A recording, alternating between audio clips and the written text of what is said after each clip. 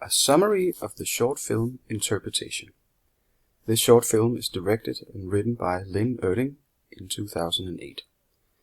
In the first shot, we see a man and a woman walking in the streets of an unknown big city, perhaps New York. They're talking about the movie they presumably just watched in the theater. Three men is also walking in the streets, one reading and citing from a book, which apparently is about war, enemies, and how to attack them.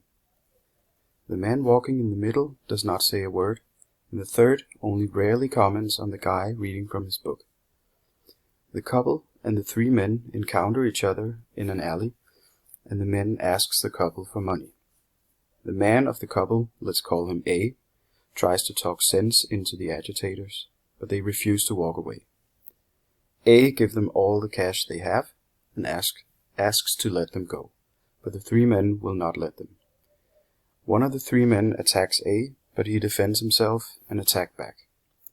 The fight ends with A having beaten them all, and as he's picking up his glasses and the money they stole, he finds the book that one of the men were reading.